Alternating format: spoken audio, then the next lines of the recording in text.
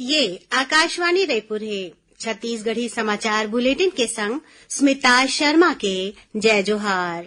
अब सुनो आज के प्रमुख समाचार। सर्वोच्च न्यायालय हा लंबित मामला ला निपटाए बर 29 जुलाई ले 3 अगस्त तक विशेष लोक अदालत के आयोजन करही। सर्वोच्च न्यायालय डाले नीट यूजी परीक्षा 2024 ला दोबारा कराए के इनकार के साथ देशभर में सरकारी और निजी मेडिकल कॉलेज में आज ले काउंसलिंग की प्रक्रिया शुरू। और बस्तर में 130 जन महिला नगर सैनिक के भर्ती करे जाही। इच्छुक उम्मीदवार मन 10 अगस्त तक ऑनलाइन आवेदन कर सकत हैं। अब समाचार विस्तार ले। सर्वोच्च न्यायालय हा लंबित मामला ला निपटाए बर 29 जुलाई ले 3 अगस्त तक विशेष लोक अदालत के आयोजन करही। ये पहल सर्वोच्च न्यायालय के स्थापना के 75वां बछर में मील के पत्थर साबित होही। भारत के मुख्य न्यायाधीश DY चंद्रचूड़ हा ओ नागरिक मन ले एखर फायदा उठाए के अपील करिन है जिनकर मामला शीर्ष अदालत में लंबित हावय। सर्वोच्च न्यायालय डहले नीट यूजी परीक्षा 2024 ला दोबारा कराए के इनकार के साथ देशभर में सरकारी और निजी मेडिकल कॉलेज में स्नातक पाठ्यक्रम में प्रवेश बर आज ले काउंसलिंग की प्रक्रिया शुरू हो गई है। एकर पहली न्यायालय हा कहे रहीस कि हमर ये मानना है कि मिले साक्ष्य के आधार में नीट यूजी परीक्षा ला रद्द करना ठीक नहीं है। यही बीच शिक्षा मंत्री धर्मेंद्र प्रधान हा नीट मुद्दा ऊपर सर्वोच्च न्यायालय के फैसला के स्वागत करिन है और एला सत्य के जीत बताइन है। छत्तीसगढ़ विधानसभा के मानसून सत्र के तीसरा दिन आज सदन में प्रश्नकाल के दौरान पुलिस माओवादी मुठभेड़ के मुद्दा उठिस। नेता प्रतिपक्ष डॉक्टर चरणदास महंत माओवादी घटना के मुद्दा ला उठावत गृह मंत्री ले पूरा जानकारी मांगिन। एकर बाद कांग्रेस विधायक विक्रम मंडाविया आरोप लगाइन कि कथित फर्जी मुठभेड़ के माध्यम ले माओवादी बता के ग्रामीण मन ला मारे जावत थे और वो मन ला गिरफ्तार करे जावत थे। उन्हें पूर्व मंत्री कवासी लखमा हाकेहिन की तेंदुपत्ता टोरे बर गे आदिवासी मन ला माओवादी बता के मारे गे हवय। जवाब में गृह मंत्री विजय शर्मा हा माओवादी बता के ग्रामीण मन ला कथित तौर में मारे जाए के बात ला निराधार और झूठा बताइन। संगे संग नेता प्रतिपक्ष के सवाल के जवाब देवत ओमन कहिन कि अभी तक प्रदेश में 273 माओवादी घटना हुए है, जेमा 92 ठन घटना पुलिस और माओवादी मुठभेड़ के हवय। मुठभेड़ में सुरक्षा बल के 19 जन जवान मन हा शहीद हुए हैं। उन्हें माओवादी मन डाहर ले 34 जन ग्रामीण मन के हत्या करे गे है और 137 माओवादी मन मारे गे है। उन्हें प्रश्नकाल में कांग्रेस विधायक अनिला भेड़िया हा बालोद में माइलोगिन मन के और लइका मन के लापता होए के मामला उठाइन। ओमन कहिन कि तस्करी बर कतकोन ठेकेदार और दलाल मन हा घूमत हे, उनकर मन ऊपर कोनो कार्रवाई नहीं होवत है। जवाब में गृह मंत्री विजय शर्मा हा कहिन कि सुप्रीम कोर्ट की गाइडलाइन के अनुसार लापता हुए लोगन ला खोजे बर ऑपरेशन मुस्कान चलाए जावत है और उनकर खोजबीन बर SOP घलो जारी करे जाथे। आज प्रश्नकाल के दौरान सरकारी डॉक्टर मन के घर ले प्रैक्टिस करे के मुद्दा घलो उठिस। सत्ता पक्ष के विधायक भैयालाल रजवाड़े हा कहिन कि सरकारी अस्पताल में अवैया हरेक केस ला रिफर करे जावत है, जेकर ऊपर स्वास्थ्य मंत्री श्याम बिहारी जायसवाल हा कहिन कि ये चिंता जायज है। 15 दिन के भीतर बैकुंठपुर जिला अस्पताल में सिविल सर्जन, एनेस्थीसिया, स्त्री रोग विशेषज्ञ और दूसरा डॉक्टर मन ला पदस्थ करे जाही। छत्तीसगढ़ विधानसभा में प्रथम अनुपूरक ध्वनि मत ले पारित होगिस। वित्त मंत्री OP चौधरी डहरले बछर 2024-25 बर प्रस्तुत करेगे 7,329 करोड़ रुपया के प्रथम अनुपूरक में महतारी वंदन योजना, लोकनायक जयप्रकाश सम्मान निधि, नियद नैलानार, PM जनमन योजना के संग खेल सुविधा, आंगनबाड़ी भवन, देवगुड़ी के निर्माण, इंक्यूबेशन सेंटर के स्थापना संग्रह कतकोन विकास काम के प्रावधान रखे गे है। मुख्यमंत्री तीर्थ यात्रा योजना फिर शुरू करे जावत है। एकर बर घलो बजट में प्रावधान करेगे है। छत्तीसगढ़ी समाचार बुलेटिन आप मन आकाशवाणी रायपुर ले सुनत हव। छत्तीसगढ़ के खबर ले है आपकी वास्ता और खबर के विश्वसनीयता ले है हमर वास्ता। आकाशवाणी समाचार रायपुर के प्रादेशिक समाचार बुलेटिन के संगे संग हमार समसामयिक कार्यक्रम आप रेडियो के संग अपन मोबाइल में घलो सुन सकत हो। आकाशवाणी समाचार फेसबुक, ट्विटर और यूट्यूब में घलो हावय। हमार फेसबुक पेज हरे Chhattisgarh news on AIR, Twitter handle CGAIR news और हमार यूट्यूब चैनल हरे छत्तीसगढ़ AIR न्यूज।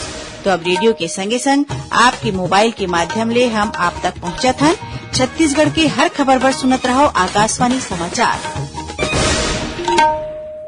अब आगू बाढ़बो बाचे समाचार को तीर। बस्तर में 130 जन महिला नगर सैनिक के भर्ती करे जाही। एखर बर विज्ञापन जारी कर दे गे हे। इच्छुक उम्मीदवार मन 10 अगस्त तक ऑनलाइन आवेदन कर सकत हैं।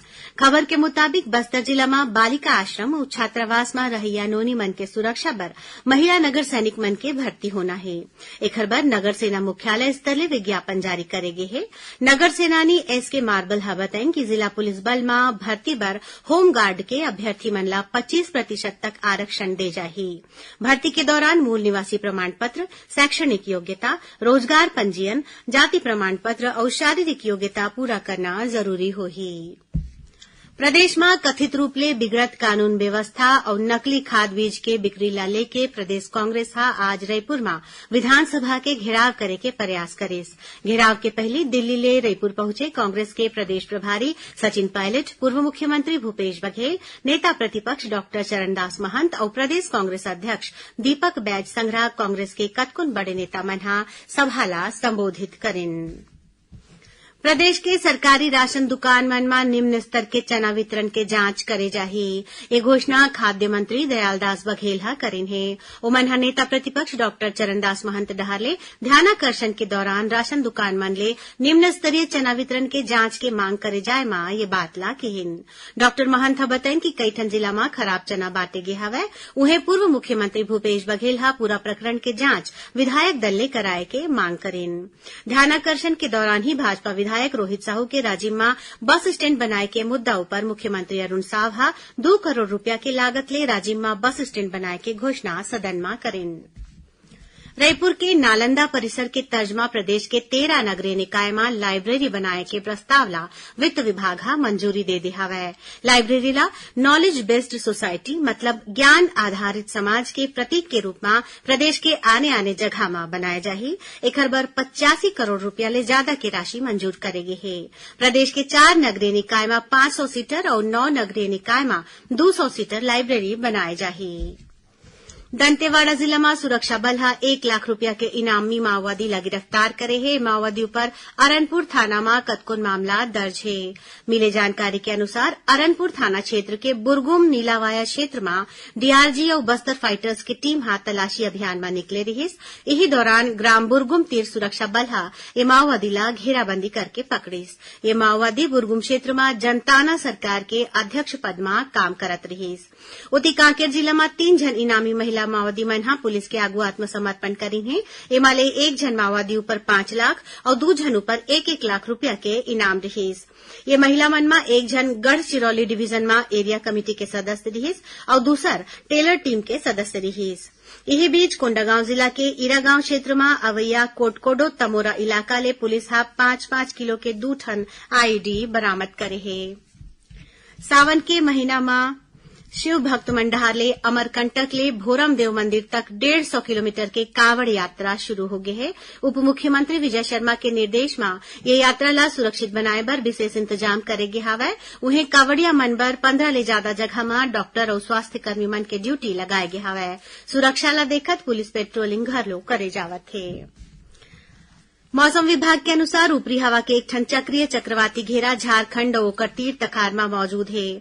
वहीं एक ठन मानसून द्रोणिका बीकानेर ले उत्तर पूर्व बंगाल के खाड़ी तक बने हैं। एखर असर ले प्रदेश में अवैया 24 घंटा में ज्यादा ले ज्यादा जगह में हल्का ले मध्यम वर्षा होए के या गरज चमक के संग छींटा पड़े के संभावना है। मौसम विभाग ऑरेंज अलर्ट जारी करत बिलासपुर, राजनांदगांव, मुंगेली, कांकेर और बीजापुर जिला में 1-2 जगह में भारी ले अति भारी वर्षा होए के चेतावनी दीन है।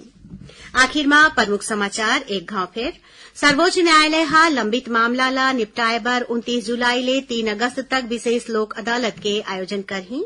सर्वोच्च न्यायालय डहारले नीट यूजी परीक्षा 2024 ला दोबारा कराए के इनकार के साथ देश भर में सरकारी और निजी मेडिकल कॉलेज में आज ले काउंसिलिंग की प्रक्रिया शुरू।